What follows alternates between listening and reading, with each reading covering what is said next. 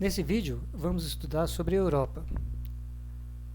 Esse conteúdo está no capítulo 4, da página 80 do livro de vocês. Esse processo de integração, ele veio acontecendo ao longo da história da Europa.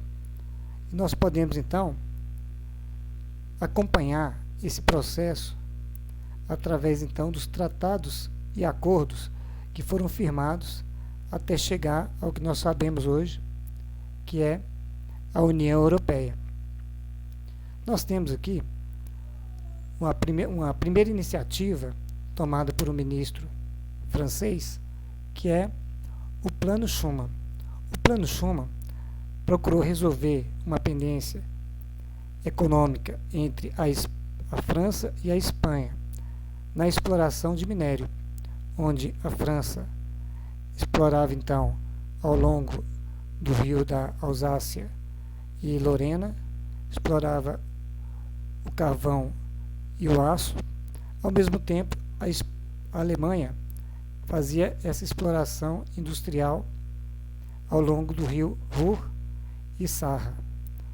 Não havia um entendimento, então, desses dois países com relação a essa atividade industrial. O Plano Schuman, então, estabeleceu um acordo em que a produção seria, então, administrada entre os dois países em uma gestão unificada. Bom, o Plano Schuman, ele deu o início, então, de união econômica entre esses dois países, inspirando, então, outros países a se integrar de uma forma associativa, procurando soluções econômicas.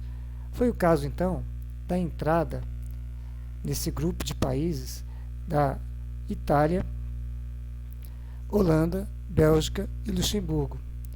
Com esses países, formou-se, então, a Comunidade Econômica do Carvão e do Aço, a conhecida CECA.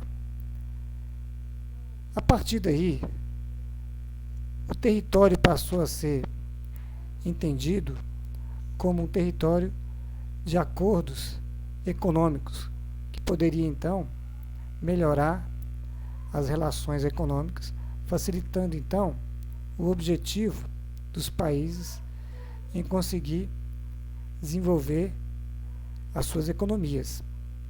Com isso aí, foi pensado, então, a organização do mercado comum europeu, atraindo, então, outros países numa relação de integração econômica. O mercado comum europeu foi o passo para poder se formar, então, com o Tratado de Roma, a Comunidade dos Estados Independentes,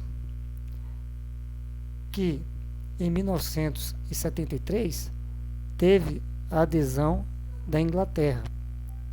A Inglaterra, que nos anos 60 já estava perdendo, então, as suas colônias e se viu, então, na tentativa, de buscar, da iniciativa tomada pelos países europeus de integração econômica, procurar, então, se incluir nesse mercado, evitando, então, procurando salvar, então, todo o prejuízo da perda das suas colônias.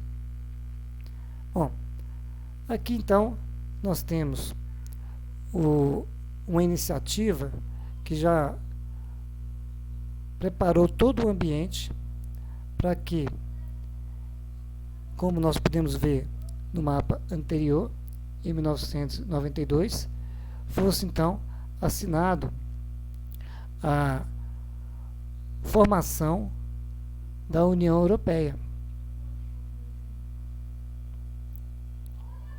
E essa formação desse bloco econômico aconteceu com a assinatura do Tratado de Maastricht, na Holanda.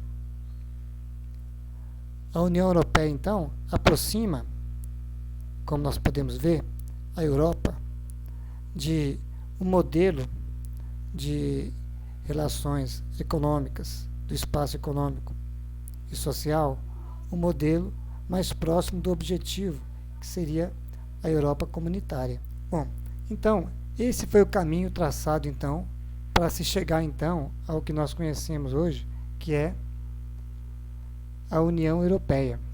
Nós podemos observar aqui que houve um acordo que melhorou ainda mais a integração econômica dos países do continente europeu, que foi um acordo chamado Schengen.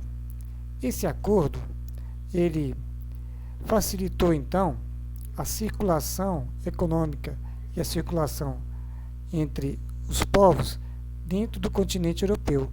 Todos que assinaram o acordo Schengen não mais faziam o controle das suas linhas de fronteiras entre aqueles países que fazem parte desse acordo. Alguns países, mesmo assim, não se integraram, não assinaram esse acordo. É o caso aqui da Islândia, da Noruega e da Suíça. E outros países, como no caso aqui o Reino Unido, a Romênia, países então que ficaram fora. Então, nós temos a constituição da chamada zona do euro.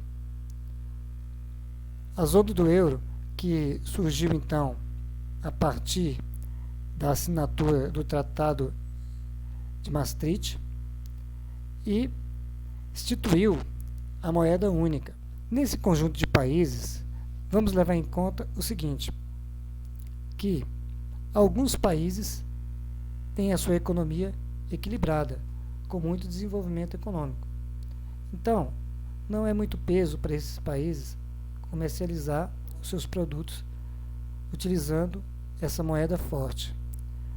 Agora, aqueles países que passam por situações de dificuldade na sua economia, esses países não têm como sustentar uma moeda em que o custo é muito elevado para a sua economia. Isso pode se verificar com a crise de 2008, que passou então a revelar uma situação de fragilidade dentro da zona do euro. Esses países passaram a reivindicar tanto da Organização da União Europeia socorro econômico e também começaram a utilizar também ajuda financeira vinda do FMI. Isso mostra então que essas economias estavam então passando por grandes dificuldades. Essas dificuldades ficou muito clara e se estabeleceu então nos últimos anos a chamada crise na zona do euro. Crise que se instalou em países como Portugal, Espanha, França, Itália, Grécia.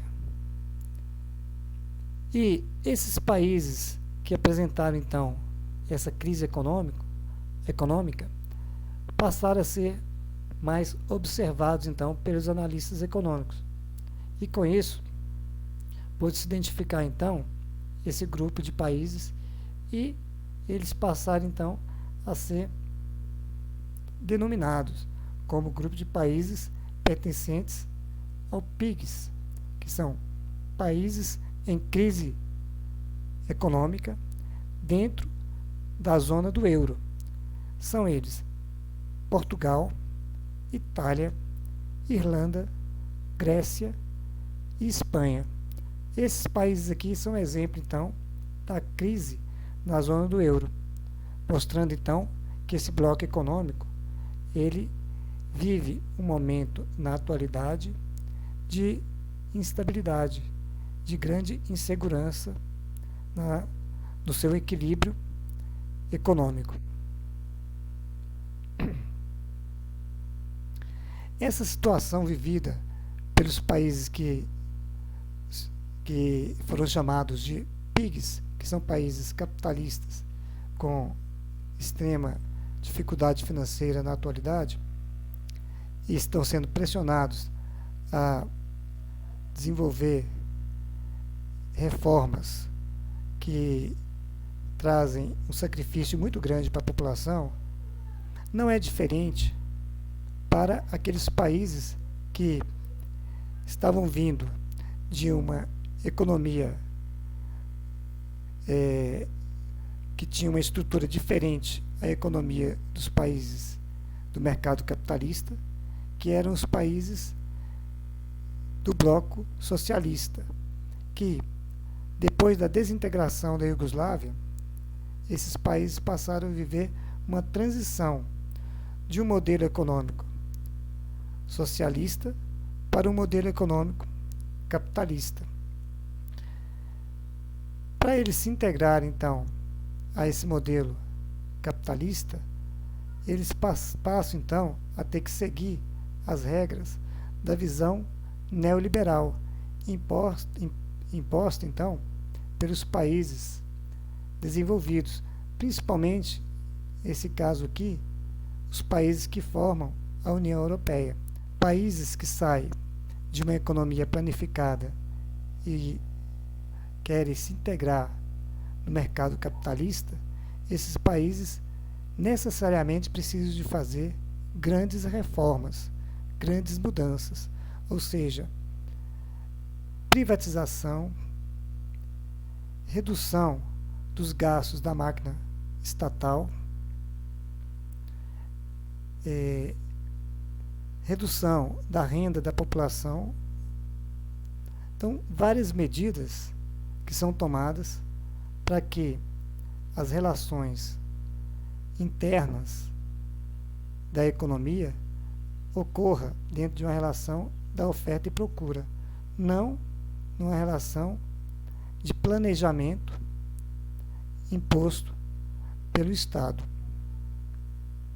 Bom, essa transição leva então os países que vivem essa mudança a uma situação de tensões étnico-nacional internas, ou seja, bom, esse modelo neoliberal então ele impõe uma diminuição do consumo da população e ao mesmo tempo aumenta o desemprego da população.